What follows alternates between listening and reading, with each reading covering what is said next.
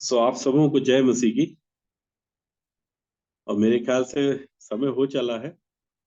लगभग शेखर भैया ने भी और भाई रुपेश ने भी आप लोगों को सब बता चुके हैं। और अभी भाई 8 भाई बज के आधा घंटा है अभी आपके लिए।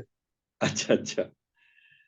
सो परमेश्वर पिता का धन्यवाद देता हूँ आज के सुंदर दिन के लिए, सुंदर समय के लिए और इस सुंदर संगति के लिए। माफ कीजिए कि थोड़ा लेट हो गया मैं।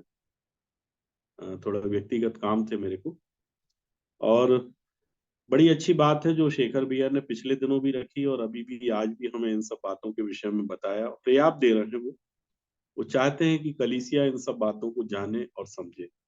और ये सत्य है मेरे प्रियो कि बहुत सी चीजें जो भैया ने हम लोग को पिछले दिनों में भी बताई और आज भी बता रहे हैं। मैं एक विषय आप लोगों के सामने रखना चाह रहा था। जो बातें अभी निकली, जैसे भाई ने बताया नमूने के विषय में, और उसके पहले भी आज से 2 दिन पहले भैया ने बताया था पहाड़ी उपदेश के विषय में। तो बात यह है मेरे प्रियो कि प्रभु यीशु मसीह के सुसमाचार में कुछ एक बातें ऐसी थी जो लोगों को डाइजेस्ट नहीं हो रही थी उस समय में। जो शास्त्री थे, फरीसी थे, याजक थे, महायाजक थे, व्यवस्थापक थे। देखिए, जो भी बातें प्रभु यीशु मसीह कर रहा था, लंगड़ों को चला रहा था, अंधों को आंखें दे रहा था, वो लोगों को अच्छी लग रही थी। वहां फरीसियों को डाइजेस्ट नहीं हो रही थी ये सब बातें। अगर हम यूहन्ना रचित सुसमाचार 9 अध्याय में देखते हैं तो बार बार एक जन्म से अंधे व्यक्ति के पास में ये लोग परीक्षा लेने के लिए आते हैं और पूछते हैं कि किस रीति से तेरे को उसने अच्छा किया, किस रीति से तू देखने लगा, हमें भी बता। और वो बार बार एक ही बात बता रहा है कि भाई मुझे प्रभु यीशु मसीह ने चंगाई दे दी, मुझे प्रभु यीशु मसीह ने देखने लायक बना दिया। लेकिन अगर हम उस वचन को पढ़ते हैं तो एक समय वो आके बोल देता है लोगों से, शास्त्रियों से, फरीसियों से, क्या तुम भी प्रभु यीशु मसीह के चेले हो जाना चाहते हो?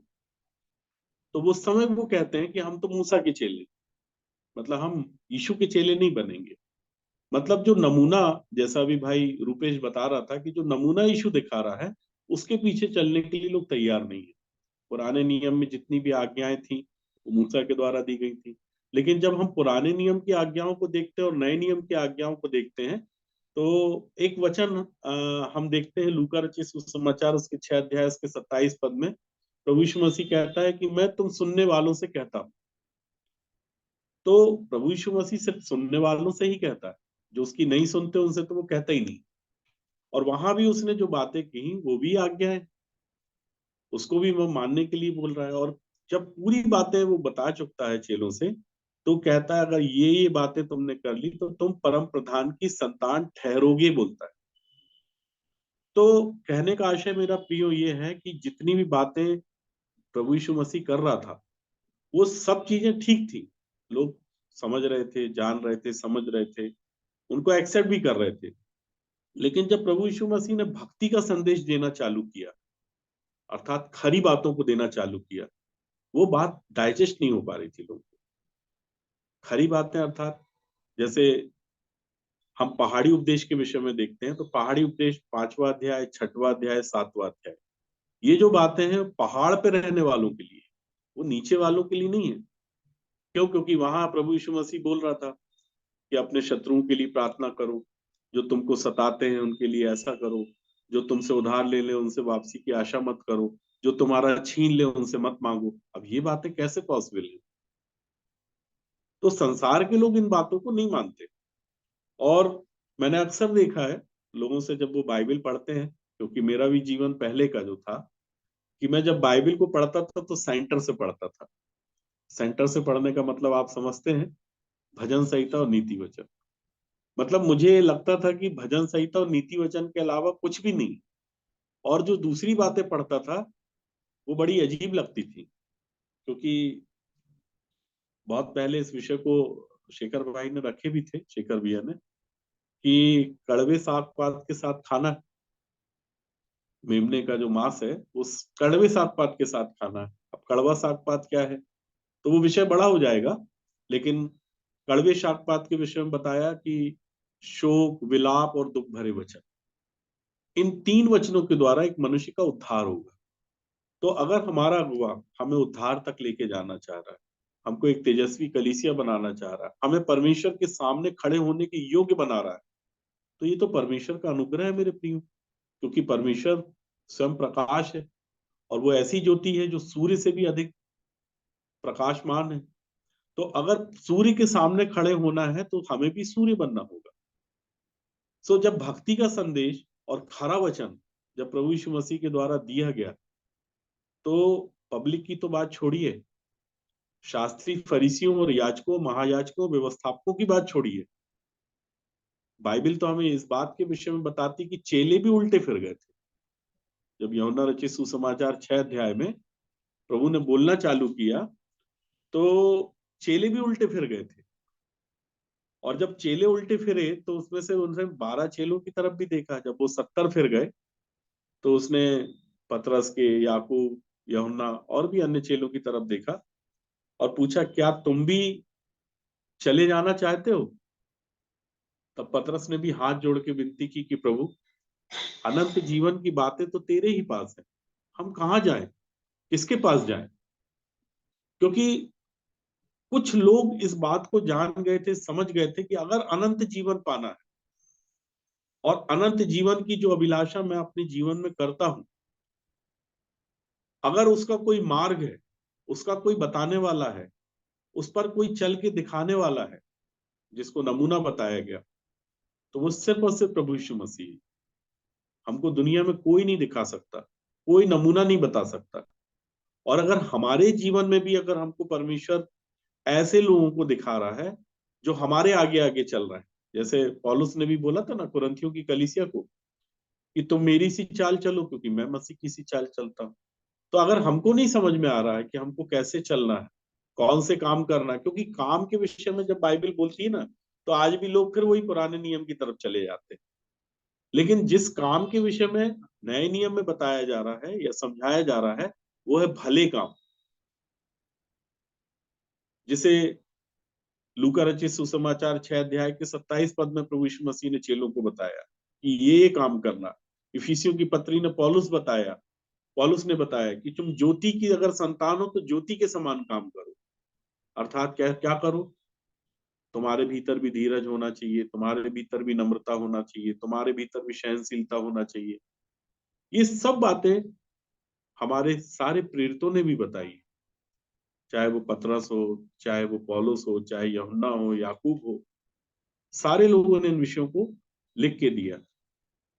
अब कुछ एक बातें जो थी उन्होंने थोड़ा सा अलग रीति से बताई, वो भी खरा उपदेश था।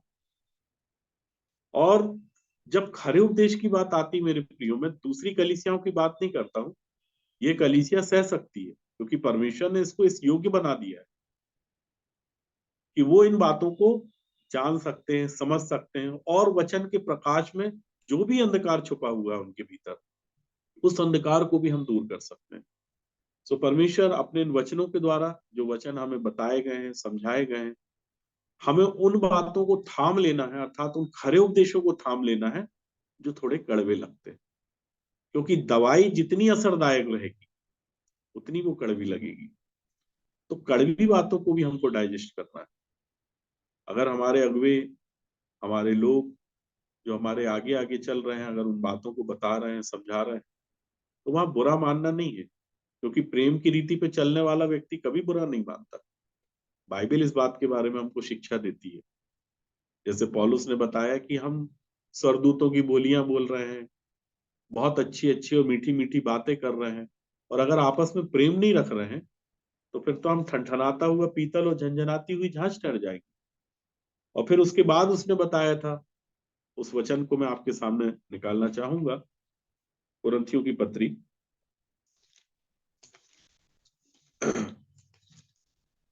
13 अध्याय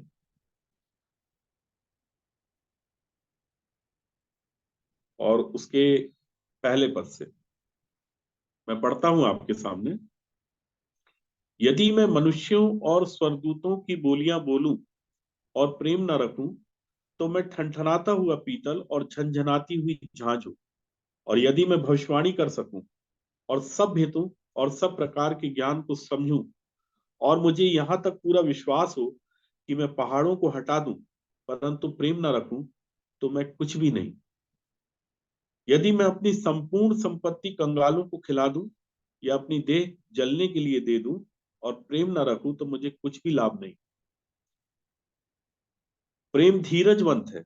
अब देखिए, प्रेम की क्वालिटी या प्रेम के गुण के विषय में बता रहा है कि अगर वास्तविक रूप से एक मनुष्य को परमेश्वर की समानता को प्राप्त करना है, ठीक है, परमेश्वर के स्वरूप को और परमेश्वर की समानता को प्राप्त करना, पहली बात तो है कि परमेश्वर का स्वरूप प्राप्त करना।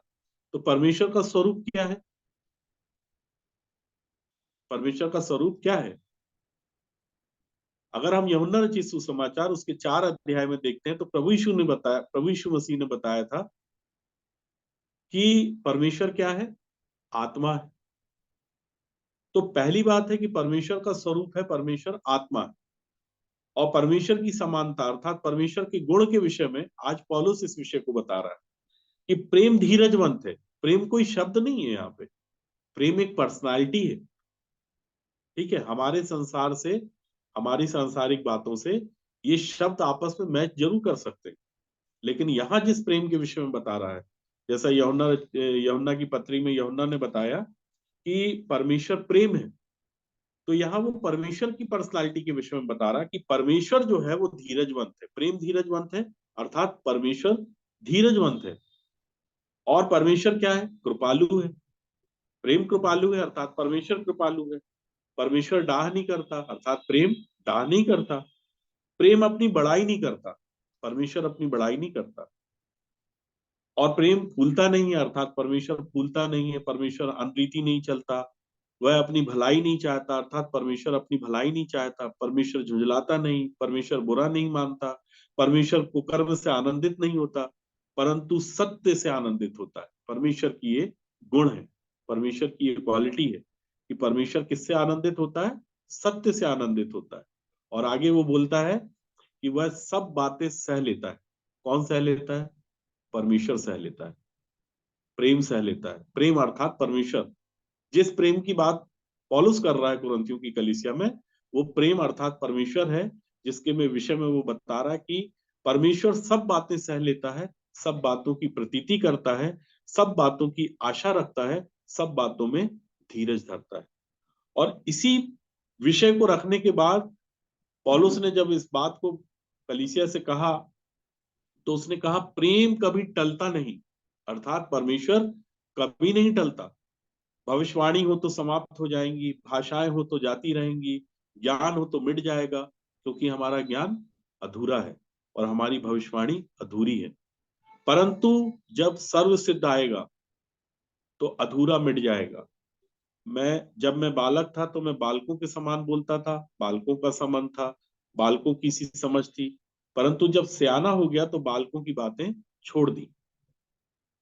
अभी हमें दर्पण में धुंधला सा दिखाई देता है, परंतु उस समय आमने सामने देखेंगे। इस समय मेरा ज्ञान अधूरा है, परंतु उस समय ऐसी पूरी रीति से पहचानूंगा जैसे मैं पहचाना गया।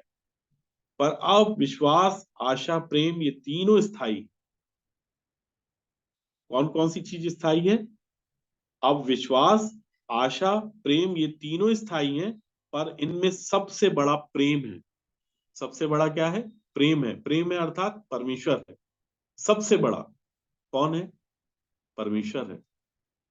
और अगर परमेश्वर की समानता में एक मनुष्य आ गया मेरे प्रियो, तो ये जितनी क्वालिटी, जितने गुण, जितनी बातें पौलुस समझा रहा था कलीसिया को कि परमेश्वर धीरजवंत है, परमेश्वर कृपालु है, परमेश्वर डाह नहीं करता, परमेश्वर अपनी बड़ाई नहीं करता, ये सारे गुण एक मनुष्य के भीतर दिखाई देते। आज तो मनुष्य कहता मैं सह नहीं सकता, बुरा मान जाता है, मुंह फुला लेता है, अपनी बड़ाई चाहता है। ये सारी बातें जो हैं वो परमेश्वर के गुण से मैच नहीं कर रही। अगर एक व्यक्ति मुंह से बोलता है कि मैं परमेश्वर की संतान हूं, लेकिन उसके जीवन में ये गुण प्रकट नहीं हो रहे, तो क्या वो परमेश्वर की संतान हो सकता है मेरे प्रियो? क्या जो नमूना प्रभु यीशु मसीह ने दिखाया था, या जिसके विषय में हमारे भैया ये बात बता रहे थे पहाड़ी उपदेश के विषय में, मत्ती 5, 6, 7, कि ये तो पहाड़ पे रहने वालों के लिए बात है, तो क्या हम पहाड़ी बन सकेंगे कभी? सो आज ये आह्वान है मेरे प्रियो, परमेश्वर के लोगों के द्वारा, परमेश्वर के दासों के द्वारा, परमेश्वर खुद उनके मुख से होकर इन बातों को कह रहा है, क्योंकि हम अंतिम समय में हैं। और जैसा कुरिन्थियों की कलीसिया में पौलुस कह रहा था, ये सब बातें हमारे लिए दृष्टांत ठहरी कि परमेश्वर ने कैसे मिटाया है लोगों को जो उसकी आज्ञाकारिता में नहीं चल रहे थे। कुछ तरस नहीं खाया, कहीं कहता तुम्हारे साथ भी ये सब चीजें ना हो जाए।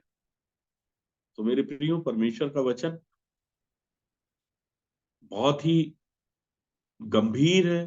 परमेश्वर हमसे आह्वान करता है, और समय उतना है नहीं तो इन विषयों को और आपके सामने रखते, लेकिन एक छोटा सा विषय आपके सामने रख रहे हैं। आगे समय आया तो इस विषय को जरूर रखेंगे, आपके सामने बताएंगे, और परमेश्वर के आत्मा ने चाहा तो इसको जरूर प्रकट करेंगे। हमारे साथ आप एक वचन निकालिए, इब्रानियों की पत्री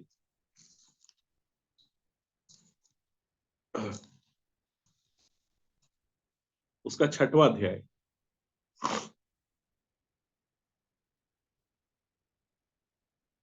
आज इस विषय को अधूरा छोड़ेंगे। परमेश्वर के आत्मा ने चाहा तो इस विषय को खुल के बताएंगे, डिटेल में बताएंगे, लेकिन आज नहीं। थोड़ा सा विषय, इस विषय को, कुछ बातों को, कुछ वचनों को आपके सामने रख रहा हूं। इब्रानियों की पत्री 6 अध्याय। और ज्योति बहन है क्या हमारे साथ? नहीं है आज। चलिए मैं पढ़ देता हूं। इब्रानियों की पत्री 6 अध्याय और उसके 13 पद से पढ़ूंगा।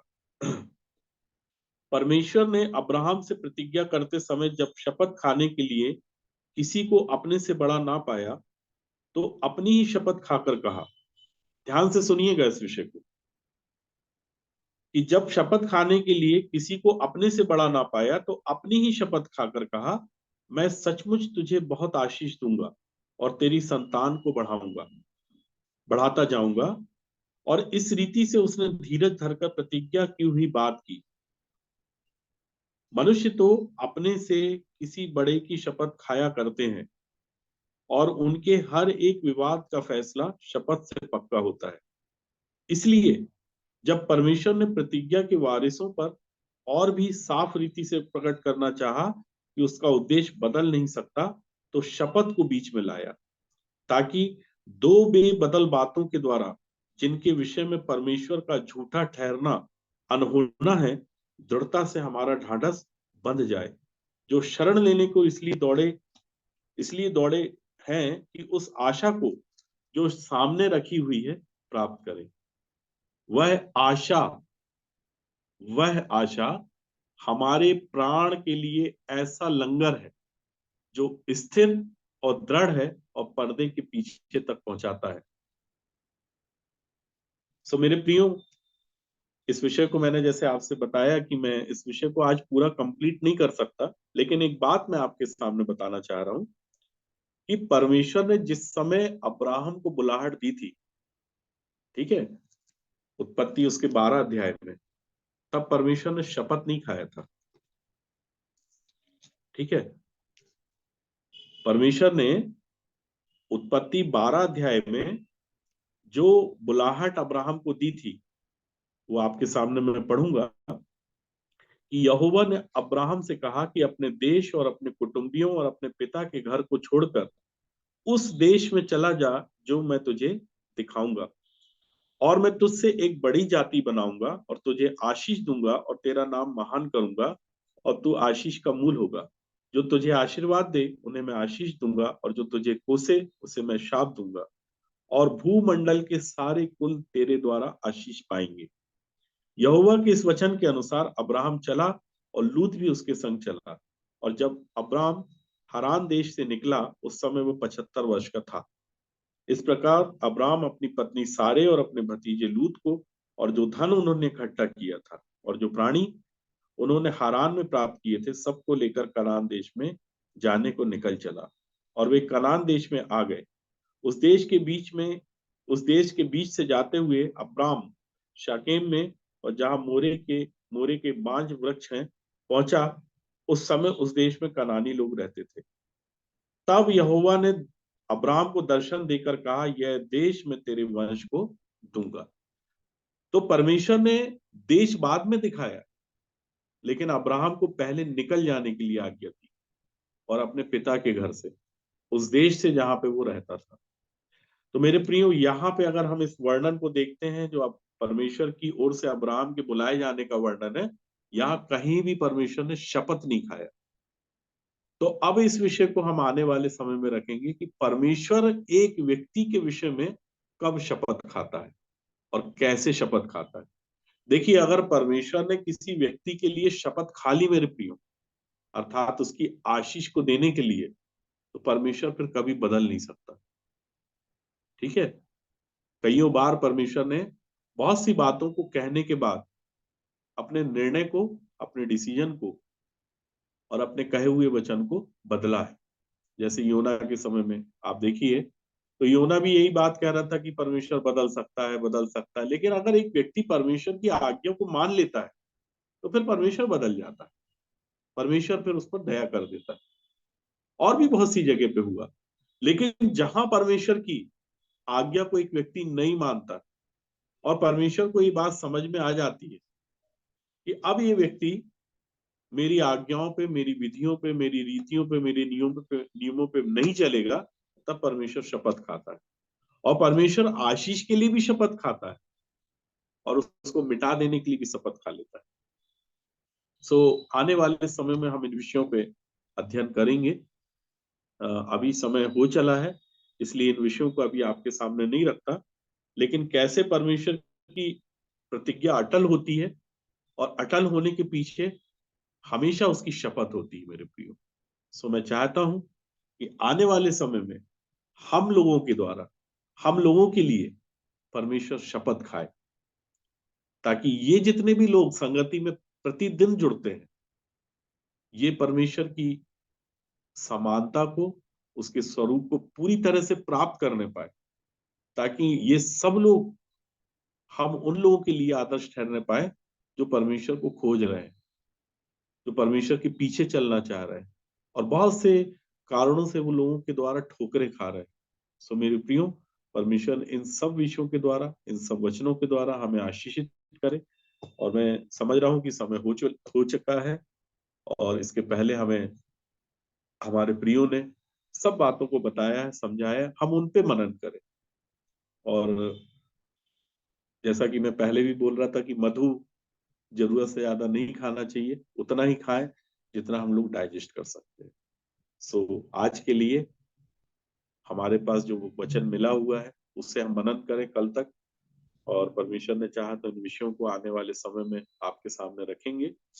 परमेश्वर आप सबों को आशीष दे, आप सबों की सहायता करे कि जो वचन परमेश्वर के वचन के द्वारा परमेश्वर के दासों के मुख से निकलते हैं, हम उनको वैसा ही समझे जैसा परमेश्वर हमें बता रहा है, समझा रहा है।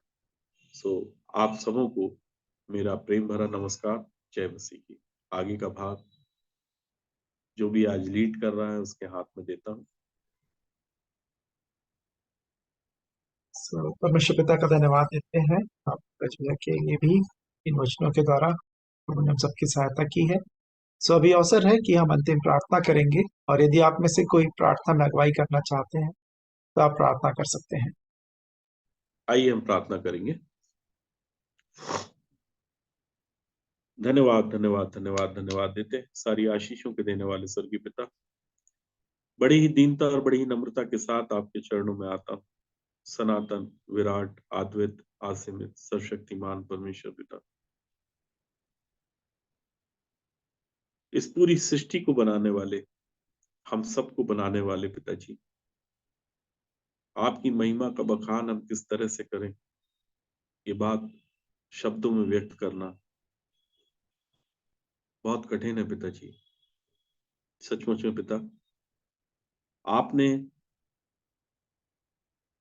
हम मनुष्यों की सृष्टि इसलिए की प्रभु, और अपने हाथों से इसलिए बनाया कि हम मनुष्यों से आपकी बहुत अपेक्षाएं हैं पिताजी। आप चाहते हैं पिताजी कि वो स्वरूप और वो समानता जिसे आप देना चाहते हैं, जो आपके डिवाइन प्लान का हिस्सा है पिताजी,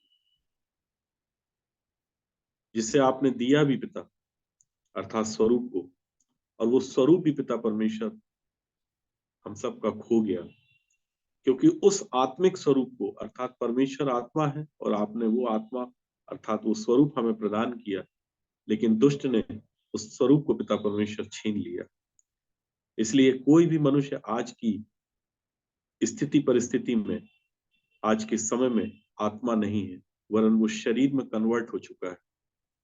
और आप चाहते हैं पिताजी कि यही शरीर अब आत्मा में सबसे पहले कन्वर्ट होने पाए,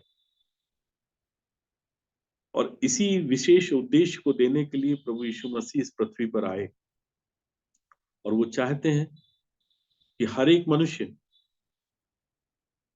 शरीर नहीं वरन आत्मा बने और परमेश्वर से जुड़ने वाला हो, परमेश्वर से मिलने वाला हो, परमेश्वर से मेल मिलाप करने वाला हो। क्योंकि शारीरिक मनुष्य परमेश्वर की आत्मा की बातों को ग्रहण नहीं करता या नहीं कर सकता, ये सत्य है प्रभु।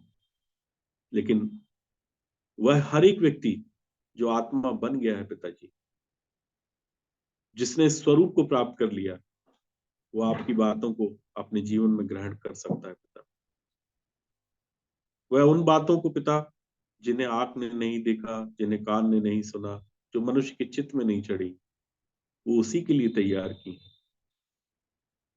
हाँ पिताजी, आप हमारे प्रियों पे और उन प्रत्येक लोगों पर जो इन वचनों को इस संगति के बाद सुनते हैं पिताजी, उनके कानों तक पहुंचता है, वो इस सत्य वचन के द्वारा पिता परमेश्वर उन आत्मिक आशीषों को प्राप्त करने पाए पिता, जिनके लिए पुत्र इस पृथ्वी पर भेजा गया।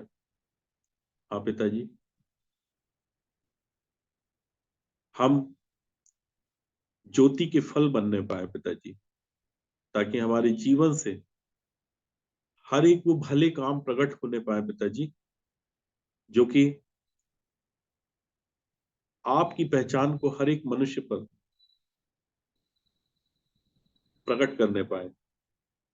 हर एक वो व्यक्ति जो आपको ढूंढ रहा है, हर एक वो व्यक्ति जो आपको पाना चाहता है, वो आपके लोगों के द्वारा उनके भले कामों को देखकर पिता परमेश्वर आप पर प्रतीति करने पाए।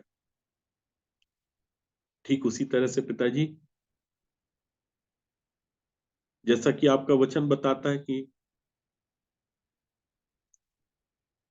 अन्य जाति लोग मसीह पे आशा करते हैं, मसीहों पे आशा करते हैं पिताजी,